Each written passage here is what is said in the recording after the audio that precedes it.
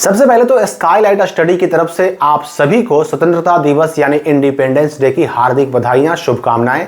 आज ही वो दिन है 15 अगस्त 2025 ही वो दिन है जिस दिन से आपका मैट्रिक और इंटर पास स्कॉलरशिप 2025 का ऑनलाइन शुरू हो रहा है। जी हां, 15 अगस्त 2025, जिसके बारे में नोटिफिकेशन इंटर वालों का भी आ चुका है, जिसके बारे में मैट्रिक वालों का भी नोटिफिकेशन आ चुका है। तो 15 अगस्त आ चुका है और आज से शुरू होने जा रहा है मैट्रिक इंटर पास स्कॉलरशिप 2025 का ऑनलाइन अप्लाई।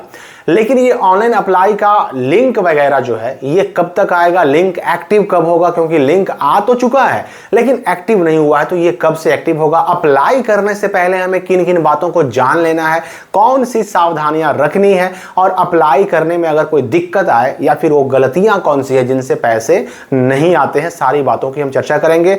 कौन कौन सी चीजों की जरूरत पड़ने वाली है हमें मैट्रिक इंटर पास स्कॉलरशिप या फिर मुख्यमंत्री बालक बालिका प्रोत्साहन योजना या फिर मुख्यमंत्री कन्या उत्थान योजना का ऑनलाइन अप्लाई करने के लिए। देखिए, सबसे पहली बात तो आप जान लीजिए कि चाहे कोई से भी बच्चे हो, मतलब अगर आप एलिजिबल हैं, एलिजिबल का मतलब मैट्रिक में फर्स्ट डिवीजन पास सभी बच्चे और SC ST के सेकंड डिवीजन पास सभी बच्चे, ठीक है। और इंटर में लड़कियां सभी जो पास हैं, जो फेल हैं उनको नहीं, फेल को छोड़ करके जो लड़कियां पास हैं फर्स्ट सेकंड थर्ड कोई भी हो, कैटेगरी कोई भी हो, इन सभी बच्चों को मिलने जा रहा है स्कॉलरशिप और इसी के लिए अप्लाई शुरू होने जा रहा है आज। देखिए, इसमें जरूरत क्या पड़ने वाली है पहले वो समझ लीजिए।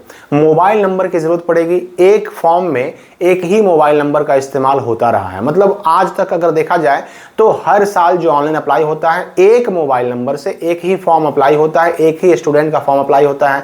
और ईमेल आईडी भी जो है वो जरूरत पड़ती है और ईमेल आईडी से एक ही बच्चे का फॉर्म अप्लाई होता है। तो मोबाइल नंबर चाहिए, एक यूनिक ईमेल आईडी चाहिए। इसके अलावा आपको अपना एडमिट कार्ड या फिर रिजल्ट या मार्कशीट जो भी आपके पास मिल चुका हो मैट्रिक या इंटर का, वो मार्कशीट या एडमिट कार्ड लेकर बैठना होगा, क्योंकि आपको अपना रजिस्ट्रेशन नंबर, अपना रोल कोड और अपना रोल नंबर ये डालना पड़ सकता है। कितने मार्क्स आपके आए मैट्रिक में या इंटर में, वो मार्क्स भी डालना पड़ सकता है। इसके अलावा आपसे जो है ना आपका आधार नंबर 101% मांगा जाएगा। आधार सत्यापन की इस साल क्या विधि रहती है, क्या तरीका रहता है, वो तो लिंक खुलने पर मालूम पड़ेगा, लेकिन आधार सत्यापन हर साल होता रहा है तो आधार कार्ड की जरूरत पड़ेगी। बैंक अकाउंट डिटेल्स पहले मांगे नहीं जाते थे, शुरुआत में मांगे जाते थे, लेकिन बीच में जब आधार सीडिंग की व्यवस्था आई तो बैंक डिटेल्स मांगने बंद कर दिए गए, क्योंकि आधार सीडिंग में क्या होता है कि आपने आधार नंबर जो डाला उस आधार नंबर से जो अकाउंट, बैंक अकाउंट आपका सीडेड रहेगा, ऑटोमेटिक वो अकाउंट मिल जाता था शिक्षा विभाग को, आधार नंबर से सीडेड अकाउंट, और उसी अकाउंट में शिक्षा विभाग आपका पैसा डाल दिया करता था। इधर 2-3 साल से जब से सीडिंग की व्यवस्था लागू हुई, DBT लिंक की व्यवस्था लागू हुई या फिर NPCI मैपिंग की व्यवस्था लागू हुई, तब से अकाउंट नंबर मांगना शिक्षा विभाग ने बंद कर दिया, क्योंकि आधार कार्ड से ही उनका काम हो जाता था, पेमेंट आपके अकाउंट में आ जाता था। तो इस साल चूंकि हम लोग पहले ही जान चुके हैं कि आधार सत्यापन का जो एक नियम था, उस सत्यापन की प्रक्रिया में UIDAI ने बिहार के शिक्षा विभाग को आधार सत्यापन या आधार वेरिफिकेशन की अनुमति नहीं दी है। तो इस बार जो लिंक शुरू हो रहा है वो लिंक सत्यापन की अनुमति मिलने के बाद शुरू हो रहा है, या फिर अप्लाई का तरीका क्या होगा ये लिंक एक्टिव होने के बाद मालूम पड़ जाएगा। और अगर आधार सत्यापन या आधार वेरिफिकेशन की प्रक्रिया के बिना ही ऑनलाइन शुरू करवाया गया तो याद रखिए कि आपसे अकाउंट नंबर भी मांगा जाएगा, आपसे बैंक का नाम भी मांगा जाएगा, आपसे IFSC कोड भी मांगा जाएगा, और किस बैंक के किस ब्रांच में आपका अकाउंट खुला हुआ है वो आपका ब्रांच का नाम भी मांगा जाएगा। ये सारी चीजें तब क्लियर होंगी जब लिंक खुलेगा। अब देखिए, इसमें कुछ बच्चे गलतियां क्या करते हैं। अगर हम पिछले साल की व्यवस्थाओं की बात करें तो जब आधार सीडिंग की व्यवस्था रहती थी तब कई गलतियों की वजह से पैसे नहीं आते थे। आधार सीडिंग ना होने पर पैसे नहीं आते थे। किसी बच्चे का नाम मैट्रिक के मार्कशीट में या इंटर के मार्कशीट में कुछ और है, उसके आधार कार्ड में कुछ और है, एक स्पेलिंग का भी फर्क होने पर पैसे नहीं आते थे, यानी नेम मिसमैच का प्रॉब्लम आ जाता था। या फिर फादर्स नेम में, मैट्रिक इंटर के मार्कशीट में एडमिट कार्ड में फादर्स नेम कुछ और है और बच्चे के आधार कार्ड में, स्टूडेंट के आधार कार्ड में फादर्स नेम के स्पेलिंग में कुछ डिटेल्स चेंज है, यानी इसमें फादर्स नेम मिसमैच की प्रॉब्लम आ जाती थी, पैसे नहीं आते थे। या फिर अगर मैट्रिक इंटर के मार्कशीट में आधार कार्ड से जो डेट ऑफ बर्थ है वो अलग हो, यानी मार्कशीट में डेट ऑफ बर्थ कुछ और है, आपके आधार कार्ड में डेट ऑफ बर्थ कुछ और है, जन्मतिथि कुछ और है, उस केस में डीओबी मिसमैच का प्रॉब्लम आता था, पैसे नहीं आते थे। और इसके अलावा कास्ट कैटेगरी, आपका जो कास्ट कैटेगरी है वो भी मिसमैच होने की समस्या आती थी।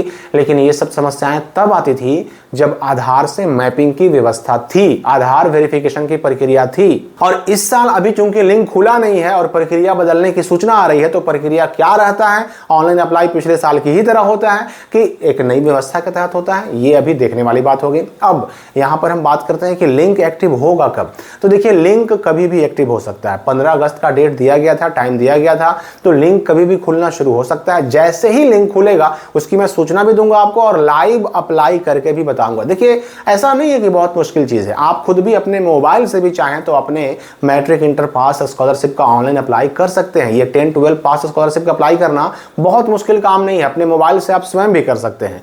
तो जैसे ही ये लिंक खुलेगा मैं आपको सूचना भी दूंगा, अप्लाई करके भी दिखाऊंगा लाइव, ताकि आप खुद से भी अप्लाई कर सकें। और इस साल की व्यवस्था क्या है, पहले वाली है कि नई व्यवस्था है, वो सारी बातें भी होंगी और आपके जितनी दुविधाएं, जितनी परेशानियां, जितनी तरह की दिक्कतें आएंगी उनका समाधान भी होगा। लेकिन अब लिंक खुलेगा कब, तो भाई ये पूरी तरह से शिक्षा विभाग पर डिपेंड करता है। ये भी हो सकता है कि जिस वक्त आप ये वीडियो देख रहे हो उस वक्त तक लिंक एक्टिव हो चुका हो, लिंक काम करना शुरू कर दिया हो। तो जैसे ही लिंक काम करना शुरू करेगा मैं तुरंत वीडियो बना करके लाइव अप्लाई का और आपके सामने इसी चैनल पे अपलोड भी करूंगा। अब रही बात कि देखिए, लिंक एक्टिव होने का यानी अप्लाई शुरू होने का, मैट्रिक इंटर पास स्कॉलरशिप, ये डेट भले ही 15 अगस्त दिया गया है, लेकिन अगर टेक्निकल कुछ प्रॉब्लम रहा तो इसमें देर एक आध दिन और हो भी सकती है, ये भी संभावना है। ये आपको आज से कल तक मालूम पड़ जाएगा। तो मैट्रिक इंटर पास स्कॉलरशिप के बारे में बिल्कुल परेशान नहीं होना है, वक्त नज़दीक आ गया है, आपके पैसे बहुत जल्द आपके हाथ में होंगे। एक सवाल जो हमारे सामने बहुत आ रहा था कि पैसे कब आएंगे, देखिए मैं आपको स्पष्ट बता दूं कि अभी तो अप्लाई शुरू भी नहीं हुआ है, ठीक है। अप्लाई शुरू होने के बाद ये प्रक्रिया काफ़ी लंबी चलती है। आपने वैसे भी देखा होगा कि जो नोटिफिकेशन आया है matric inter pass scholarship apply का डेट का, उसमें केवल शुरू होने का डेट है 15 अगस्त 2025 से ऑनलाइन अप्लाई शुरू हो रहा है। इसका जो लास्ट डेट है, लास्ट डेट कहीं पर मेंशन नहीं किया गया है, तो लास्ट डेट की घोषणा बाद में होती है। और रही बात पैसे आने की, तो पैसे आने का कोई निश्चित टाइम नहीं होता, कोई फिक्स टाइम नहीं होता। कभी कभी ऐसा होता है कि 1 महीने से 2 महीने के अंदर भी पैसे आ जाते हैं, कभी कभी 4 महीने भी लग जाते हैं, किसी किसी बच्चे का 6-6 महीना भी लग जाता है। तो अलग अलग स्टूडेंट के साथ अलग अलग मामले भी होते हैं। तो पैसे कब आएंगे इसका कोई फिक्स टाइम नहीं, इसलिए आपको कोई फिक्स्ड टाइम बता पाना बड़ा मुश्किल काम है। लेकिन हाँ, जैसे ही इसके अपडेट अभी आगे आते जाएंगे, आपको हर एक चीज़ की सूचना, हर एक अपडेट की जानकारी हमारे चैनल से मिलती रहेगी। इस वीडियो के लिए फिलहाल इतना ही।